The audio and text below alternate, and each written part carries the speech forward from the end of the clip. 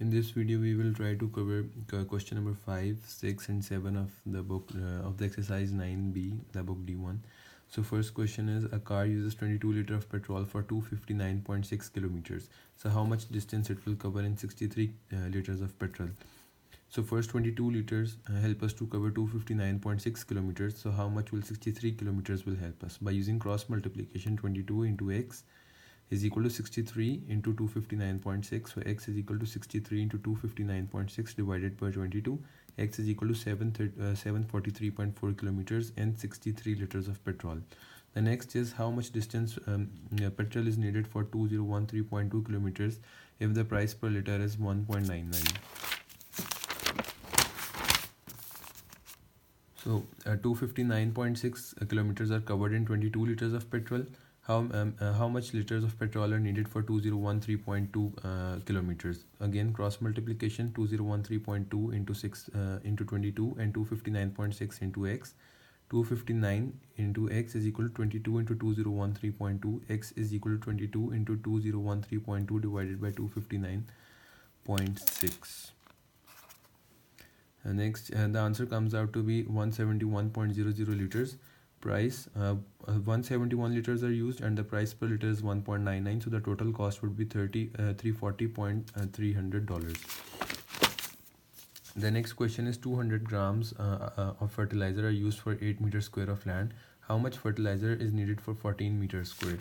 So again, by cross multiplication, 200 grams for 8 meters square, how much fertilizer would be needed for 14 meters square? So for again cross multiplication, 200 gram into 14 is equal to 8 into x. Now x is equal to 14 into 200 divided by 8. So 350 grams are needed for 14 meters square of land. And the area fertilized by 450 gram of fertilizer. So 200 gram can fertilize 8 meters square. How much area can 450 gram of fertilizer can fertilize? So cross multiplication, 200 into x is equal to 450 into 8. X is equal to 450 into 8 divided by 200. X comes out to be 18 meters square. So we can fertilize 18 meters square of land with 450 gram of fertilizer. The next question is, a piece of metal is heated to 428 degrees centigrade. So in the first minutes, the temperature drops at the rate of 23 degree per minute.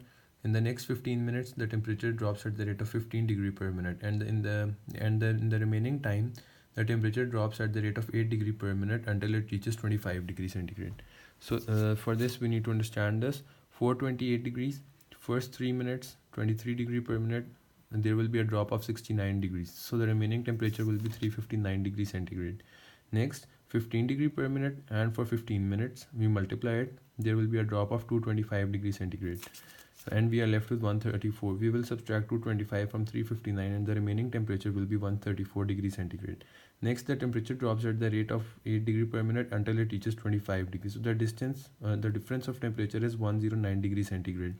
So we will divide 109 degrees centigrade by 8. So 13.625 minutes are required to reach the room temperature from 134 degrees centigrade. So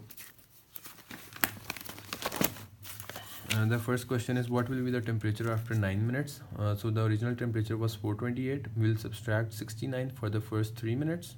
It drops at the rate of 23 degree per minute for the first 3 minutes. So in the first 3 minutes, there will be a drop of 69 degrees centigrade.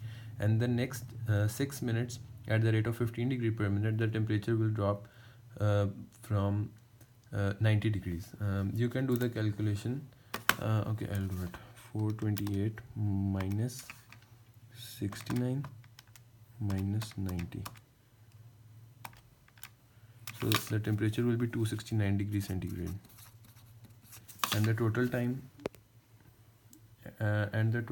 needed would be 3 plus for the first 3 minutes, then 15 minutes, and remaining 13.625 minutes. So the total time needed will be 31.625 minutes. Thank you.